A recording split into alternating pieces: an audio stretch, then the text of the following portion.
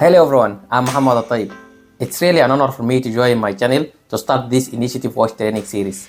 In fact, my aim is to promote easy learning and scientific approach for all people interested in water supply, sanitation, and hygiene. So let's get started. My first lesson will be on water sources and availability. In this lesson, we'll explore together how much water is available around the world, from vast oceans to areas facing water scarcity. We will learn about the balance of water and how it affects everyone. Remember, we are all in this together. Let's make a positive differences in the world of wash. Before presenting our agenda for today, please stay tuned, ask questions, and get ready for an interactive and informative journey. First, on our agenda, water sources and types. This part will explore the diversity of water sources that sustain life on our planet. Then, we will turn your attention to the factors that determine water availability. As we know, it's not just about the volume of water, it's about understanding the dance between rainfall, climate, and human activities. Brace yourself for a concept that demands our attention: water scarcity. What happens when demand outpaces supply? Together, we'll delve into the stark reality faced by communities worldwide and understand the nuances of water scarcity. Now, let's explore water stress, a concept often interchanged with scarcity. What does it mean? Get ready for an eye-opening journey into the challenge posed by water stress in different parts of the globe. Beyond concepts, we would like to understand water scarcity real-world consequences. Join me as we examine the main effects of water scarcity. Finally, we will end our lesson on a proactive note to explore water management strategies and understand how we can ensure a sustainable water future, from efficient agriculture practice to innovative. Let's dive on a visual journey that unravels the incredible distribution of Earth water. A journey of percentages. Imagine Earth as a blue marble. 97.5% of that blue beauty of water is in oceans, which is too salty to drink. 1% only is extracted from ocean through desalination technologies, aiming to turn salty water to fresh water. Another 1% carefully collected through water harvesting. It's like nature's own way of offering a helping hand comes from water harvesting. Now let's follow the snaky path of rivers and the peaceful scenes of lakes. Together, they account for 0.31% of our global water, and it is too little, isn't it? Beneath our feet lies a hidden reservoir, groundwater, contributing a substantial 30% to our global water wealth. It is a silent supporter, providing solutions to agriculture, communities, and ecosystems located far away from surface water sources. And now, for the icy giants, the majestic glaciers and permanent ice caps, these frozen reservoirs hold a 68% of Earth's fresh water. They stand tall, a demonstration of a vital reserve. Remember, every drop matters. We must respect these precious resources as various water sources as a harmonious note to the symphony of sustainable water practices. Imagine 97.5% of water source in our planet is undrinkable and can harm our body significantly due to its high level of salts and iron dissolved in water. And still, we have a long journey to improve our desalination process, as it is still considered expensive and can harm our ecological system. While only 2.5% of water sources is drinkable, but be careful, it doesn't mean it is totally safe to drink. It requires several treatment processes to ensure its safety, and a big thanks and hugs for our scientists and all water implementers who work very hard to ensure safe water supply to our communities. Now let's narrow our focus to look on surface water types. It's not just about percentages, it's about the unique characteristic each water body brings to the image. Rivers and streams, the lifelines of our landscapes, make up a mere 0.006% of Earth's surface water. Now let's shift our look to lakes and ponds, holding a slightly larger share at 0.3%. These bodies of water like nature mirrors, reflecting the beauty of their surrounding, providing habitats for diverse flora and fauna. Man's touch on water landscapes reservoir accounting for 0.01%. These engineered water bodies serve various purposes, from water storage to energy generation, shaping our landscape for both practically and beauty. Reservoir can also be made by natural process. Now let's delve into the dynamic couples of rivers versus stream and ponds versus lakes. Do you know the differences? Well, rivers is broader and wider water flow, carrying stories from mountains to seas, while streams follow a narrow path, interacting with landscape in a more intimate dance. Here we are. Yes, this is a river, presenting its larger watershed area and providing a wonderful landscape. Streams carries a smaller watershed area, but imagine the small stream's dynamic flow can feed our rivers and even more. What about lakes and ponds? Isn't same concept, or there are differences? Indeed, lakes are deeper and wider water flow, while ponds are smaller and shallower. Can you see the beautiful scene and the width of this lake? I guess yes. Now, this is the time for looking for the beauty of ponds. It's shallow and promote our ecosystem significantly. Nature hand shapes some reservoir naturally, while man's creativity crafts others. Each reservoir tells a tale of collaboration between the land and nature. Imagine how nature can help us store water. Of course, this will be stunning. So this is a clear example of storing water naturally. Now let's look on human creativity. Indeed, dam.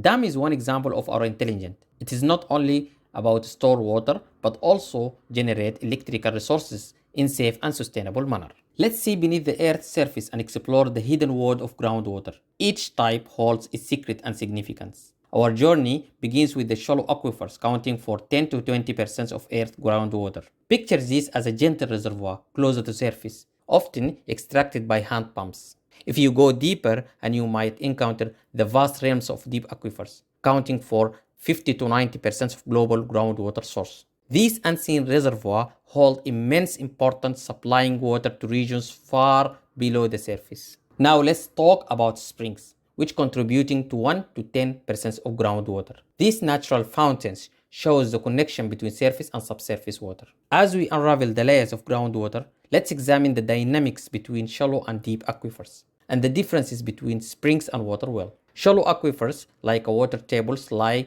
closer to the surface. Deep aquifers, the silent reservoirs in the earth, located far away from us, deeper, and needs technologies to extract it. This is an example of shallow aquifer. It's called hand-dug well. It is too traditional, but can be effective for rural communities, particularly for agriculture and livestock purposes. As you can see, this is an example of deep aquifer. It is an advanced method and requires advanced equipment and tools, which might not be suitable for every corner of our planet yet. Springs emerge naturally from the earth. On the other hand, wells crafted by human hands, forming a dynamic connection between the surface and the hidden depth. From here, we can see how water can emerge from groundwater source. This water occurs when subsurface fully saturated with water.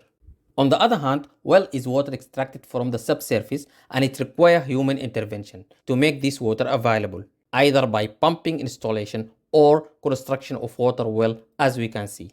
Our journey now takes us to the frozen water, or ice. Let us discover the secret of ice in this part. In fact, permanent ice can exist in polar regions. This ice accounts for 30% of Earth's frozen treasures, standing resilient against the test of time. Now, let's journey to the dynamic landscapes shared by glaciers. Glaciers is a frozen river of ice. It is contributing a substantial 30% of the icy water. Ice caps, on the other hand, add a touch of elegance. These frozen crowns cover 8.7% of our icy domains, showcasing the delicate balance between power and grace. Now, let's unravel the frozen dynamic, the distinction between permanent ice and the mighty glacier. Permanent ice stays frozen and never melt, but glaciers can be melted over time. Can you now recognize the permanent ice? Yes, I guess. It is a thick layer of ice water that is never melted. Now, we can see the frozen river. It's a valuable resource, but still so far from populated areas.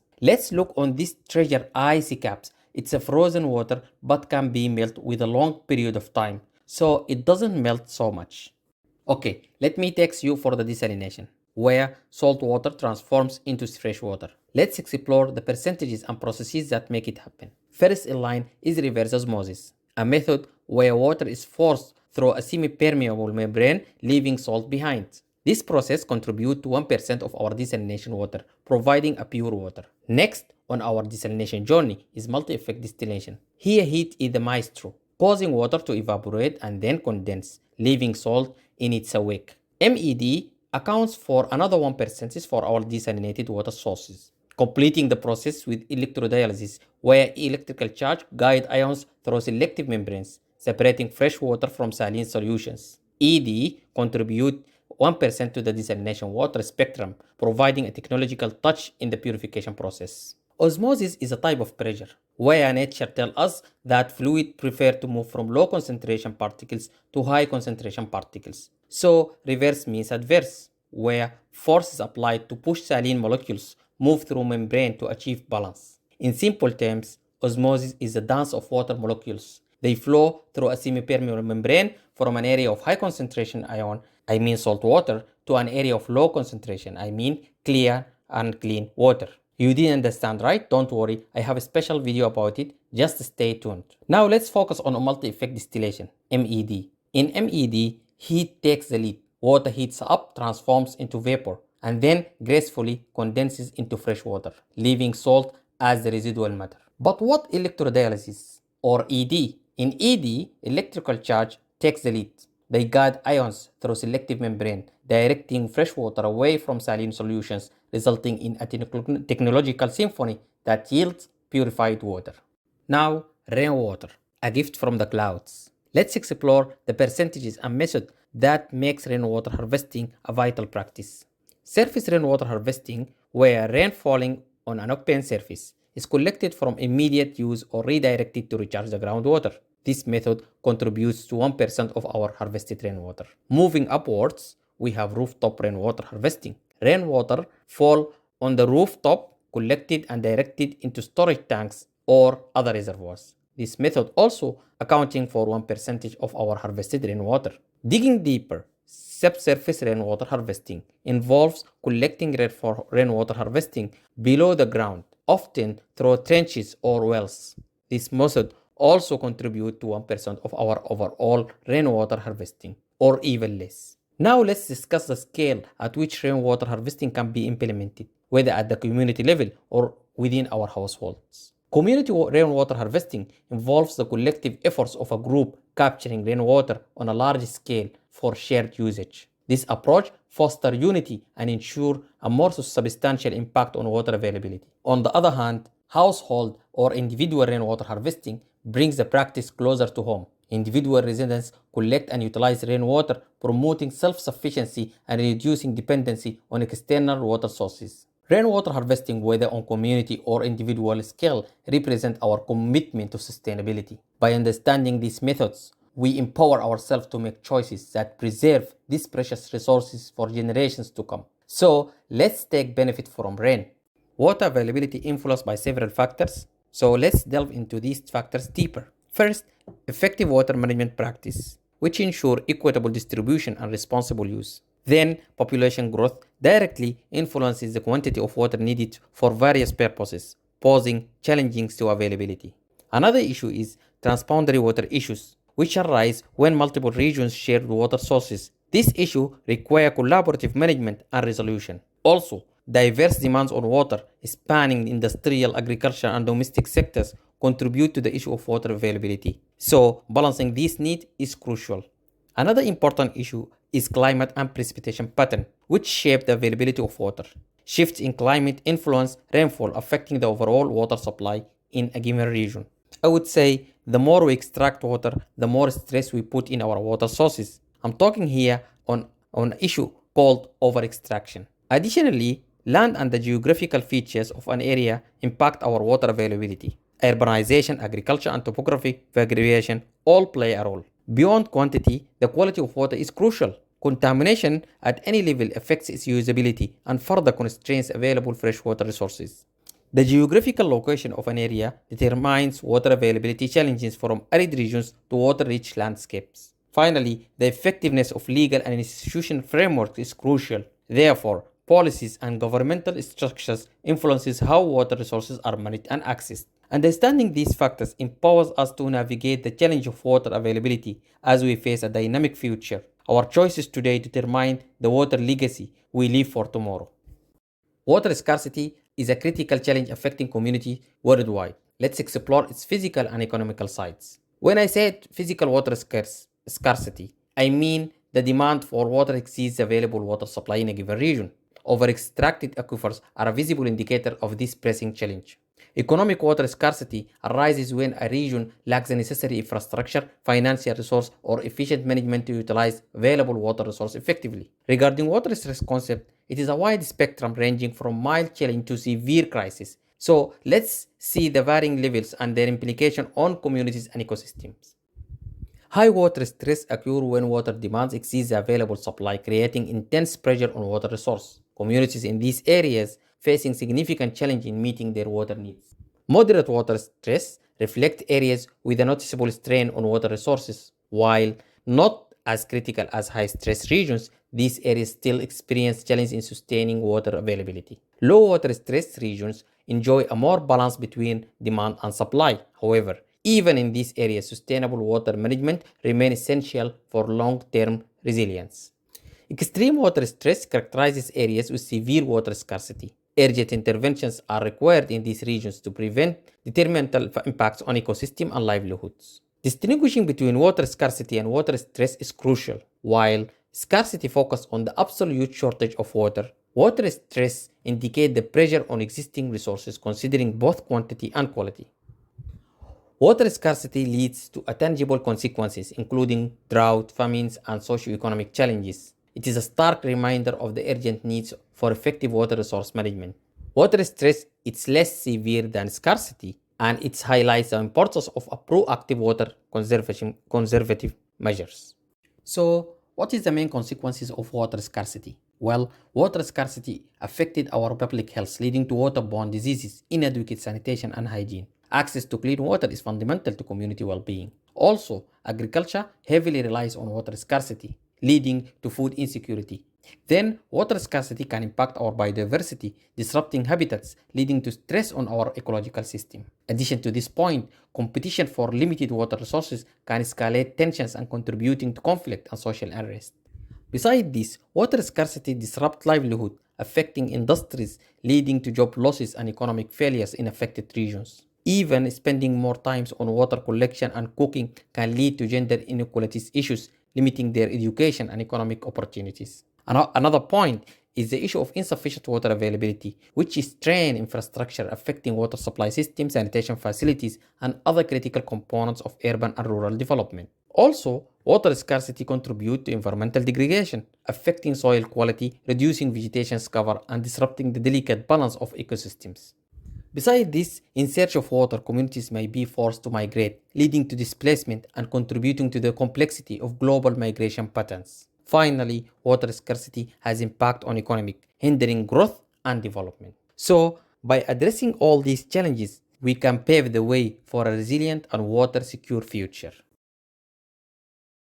Effective water management can guide us towards a sustainable water future. So let's briefly explore key strategies that play key roles in this matter. I will start with Integrated Water Resource Management, or IWRM. This emphasizes a holistic approach. It ensures the sustainable use and management of water resources for present and future generations. Also, drought preparedness and management involve strategies to conserve water, manage demand, and support affected communities. In addition to this, establishing clear water rights and fair allocation system is crucial.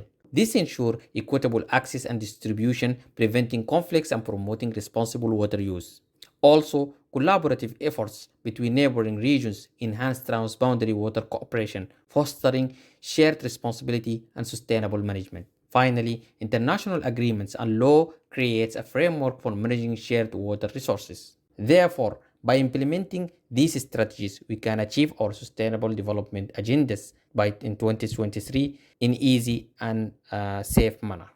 Okay, I will end with lesson from Cape Town's Day Zero crisis. Cape Town faced a severe drought worsened by population growth, climate change, and inadequate water management. The city reached a critical point where water sources were at risk of depletion. Day Zero was a warning term created for the day when Cape Town municipal water supply would be shut off, and residents would need to queue for water rations, a stark reminder of the urgent needs for conservation. Cape Town implemented severe water restrictions, public awareness campaigns, and innovative technologies such as water recycling. These measures aim to reduce demand and secure alternative water resources. Cape Town's journey through Day Zero illustrates the importance of proactive water management and community involvement. As we study this case, let's draw inspiration for building water-secure cities worldwide. Thanks for watching my video for today, and I hope you learned something valuable. See you next time.